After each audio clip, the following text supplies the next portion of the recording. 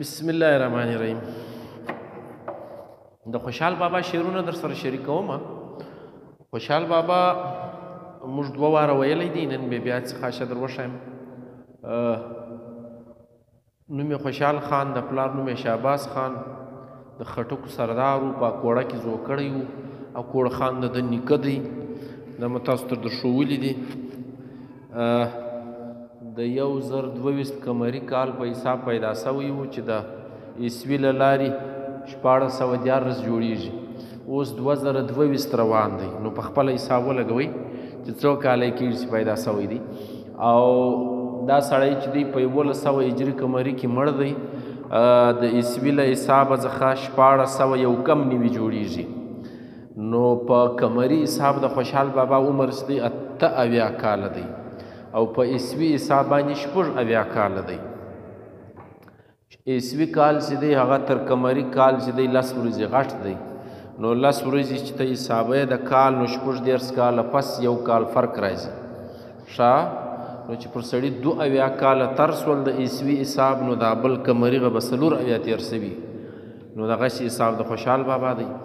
80 په عیسوي حساب دی او 78 په قمري حساب دی. د ده پلار، د ده نیکه، د هغه پلار داسې ور نیکه دا د مغولو د دربار خلک ول، عهدیداران ول، تحصیل به ټولاوي، ټکس به ټولاوي، راداریان یې ورته وایي. په هغه زمانه کې زه د اوس وخت په زه به درته غږېږم چې خوشحال بابا په هغه وخت کې تحصیلدار و، سرکاري نوکر و، نوکري یې کوله لکه موږ چې کوو. نو د تحصیلدار څه کار وي؟ ټکس ټولول د سرکار دپاره. نو د خوشحال پلارم دغسې و، د هغه پلارم دغسې و، د هغه پلارم دغسې و. نو دا نسلونو کې را روانه وه دا سلسله. وجه دا وه چې دوی زورور خلک و، سرداران وو. نو د سرکار به دا قاعده وه چې یو زورور سړی پیدا که، له هغه څخه بیا دا شاوخوا سیمې بیاره کوي، نو دا ټکس به راټولوي. نو په هغه کې به غټه برخه د دوی وه، نیمه یې به سرکار ته جمع کوله. نو موړ هم وی، خانداني امیر و، سرمایهدار و، او تعلیم و تربیت یې سوی دی. پر دې باندې زه تاسو ته تېر وار غږېدلی یم. ښه تربیت یې سوی دی. نو د ده له کتابونو، د ده له شعرونو، د ده له علمه داسې معلومیږي، د ده له خبرو چې دا ډېر عالم و. په خپل وخت کې هر څه یې لوستي و، ګرځېدلی سړی و. اولاد یې بیخي ډېر پاته سوی دی، 15 زویان، 13 څخه بالا لوڼه، 4 نوي 5 نوي اولاد یې درلودل. بیا د هغو زویانو بیا له هغه کې بدبختیانې په کور ګډې سوي دي. دا باندې زه درته غږېدلی یم چې بیا له ده سره خپل زویان جنګېدل. بیرام خان وایي دغه رنګه بیرام سره یو سعادت و عظیم، هغه هم ملګرتیا کړې ده. نو خوشحال بابا چې کله پلار مړ سي، بیا دی د خټکو سردار سي. خټکو سرداري ده تور پاته سي، په ځوانو ځواني سرداریږي. نو بیا چې کم کار د پلار کوي هغه دی کوي، کومې بدۍ چې له پلار ور پاتېږي هغه دی پر مخ بیایي. چې له چا سره یې دښمنۍ دی هغه کوي، له چا سره یې ښه دی هغه کوي. دغه رنګه له یوسفزیانو سره د دوی بدي روانه وي، نو د یوسفزیانو بدي دغه رنګه روانه ساتي، نه یې پرېږدي. شاوخوا سیمې چې دي هغه ورنیسي مغولو ته. د دا لارې راداري چې ده چې مغول تېرېږي او راتېرېږي، د دې سپورټ هم کوي، تحفظ هم ورکوي. 1040 کې بیا دی قیدي کېږي. هغه هم د یوسفزیانو یو ملک راځي، د شاهجهان وزوی، د راشکو ته مصر زوی وي، د اورنګزیب عالمګیر مصر رور. د راشکو ته وایي چې زموږ د سیمې راداري موږ ته راکاستئ. نو بهرحال په راداري باندې چې هغه کومه خبر دته سوې ده هغه یې زه به پلار ته ووایم. خو دا کیسه بیا سره وځنډېږي. د دوی په خپل کور کې بدبختي پیدا سي، اورنګزیب راولاړ سي، خپل ورونه ګډ مړه کړي، پلار وتړي. نو مراد بخش مړ کړي، دغه د راشکو مړ کړي، یو شجاع مړ کړي، یو ورور یې بل یې هغه ژوندی ورک کړي. ژوندی ورک معنا هغه مړ کړی. او پلار چې دی دا رنګه قید کړي چې بس بیا تر مرګه پورې د باندې نه رایله باچي په خپله ونیسي. نو په دا کې بیا 6 کاله تېر سوي دي.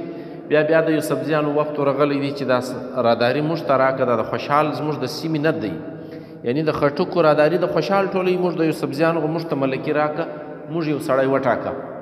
په دغه بنیاد باندې خوشحال بابا ګرفتاره کېږي. ځینې ویره یې سي، وایي که راداري ځینې وا خدای نه تاوان راورسوي، نو د تحفظ له ویرې چې تحفظ وي زموږ د خلکو ګرفتاره شي. 1070 هجرت هغه کال چې بندیوان سوم په خپله وایي په 1040 کې دی بندیوان سوی دی. دی په 1100 کې مړ دی، یعنې 26 کاله یې مرګ ته پاته دی. دی بیا 15 کاله جیل ته رهي، 15 کاله پس چې راوځي بیا نو خوشحال دی، د هغې ملازمت کوي. د آخري 21 کاله د ژوند چې دي دا بیا د مغولو سره مخالفت یې کړی دی، جنګونه یې کړي دي، هر څه چې دي هغه یې د مغولو په لار کې خنډ ورته جوړ کړی دی، نه دي پرېښي. د مغولو بیا تر وس تېر سوی دی، په ده یې وس نه رسېږي، بیا د ده زوی د ځان ملګری کوي بهرام خان. نو د بهرام په ذریعه باندې بیا د تاوانونه ورسوي، جنګونه ورسره کېږي. نو بیا دی له دا زویانو دوی تنګ سوی دی، په آخري عمر کې تللی دی، د اپرېدوی علاقه ده هلته یې اړولي دي، هلته مړه سوی دی.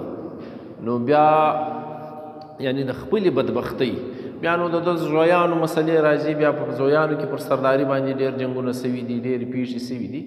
نو د هر یوه چې جلا جلا اړخ اخو نو دا باندې ورځې تېرېږي. د ده بایوګرافي ما مخکې در سره شریکه کړې وه څو شپې مخکې.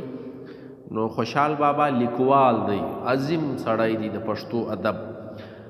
شعرونه یې پاته دي راته، یو کوچنی کلیات چې ارمغان نومیږي، په دا کې 6 کتابه دي، هغه دا ده. ارمغان خوشحال دا ته وګورئ، دا چاپ سوی دی. نو دیوان یې چاپ دی، په دیوان کې چې دي د دغه څلوریز هم سته، قصیدې هم سته، متفرق شعرونه هم سته، کتې هم سته.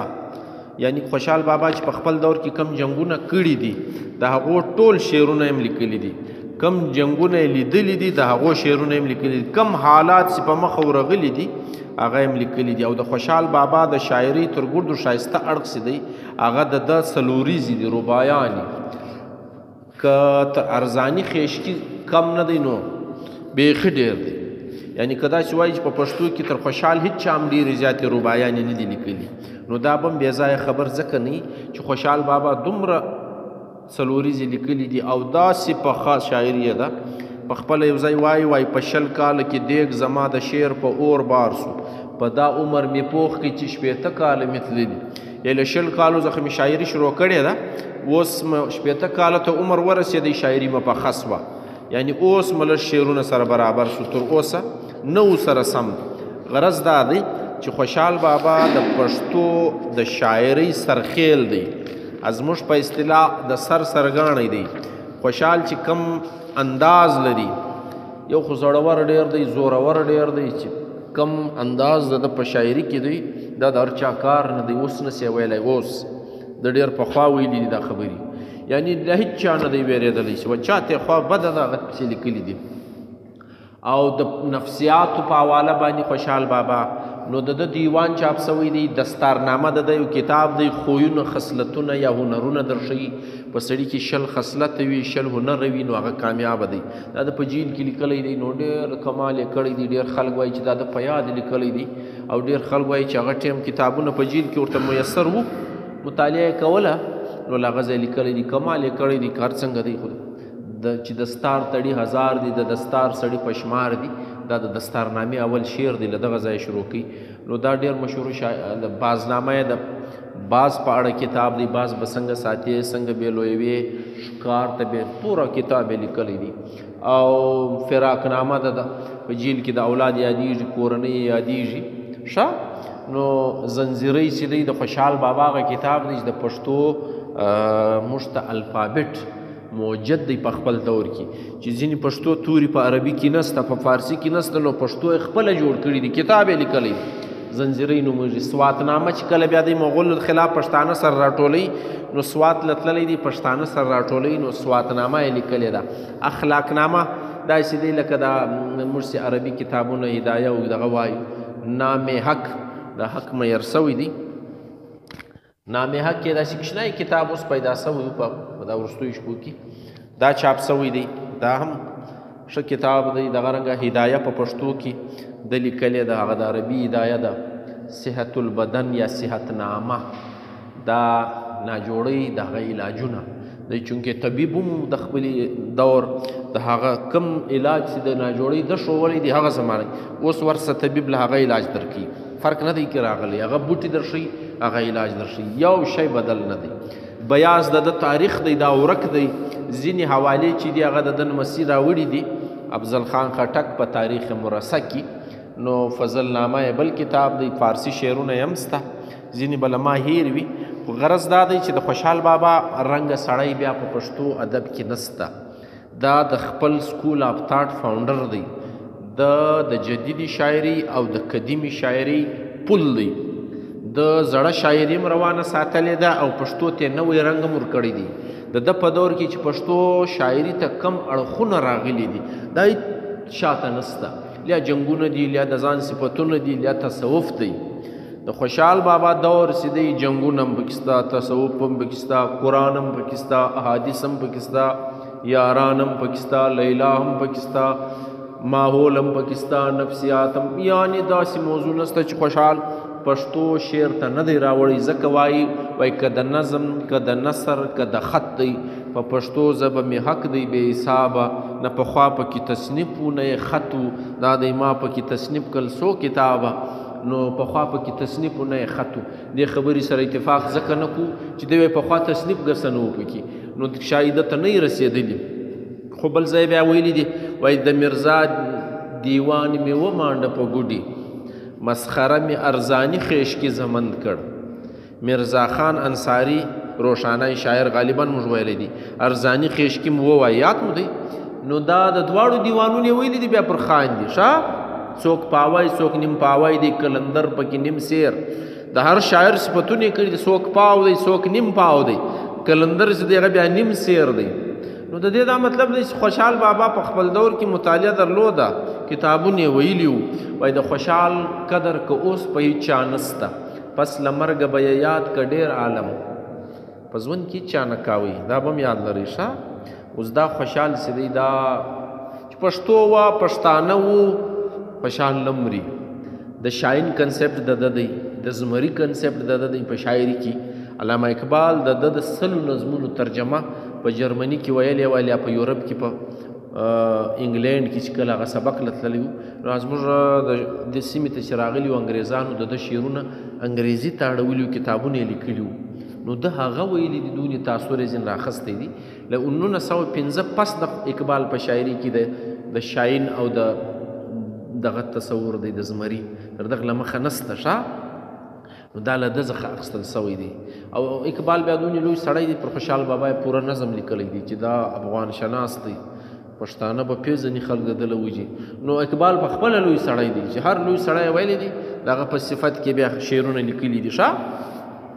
نو خوشحال بابا په دا پښتنو کې چې کومه بېننګي ویني له هغو نه وایي دا په پښتو شاعري کې تر ده له مخه نسته.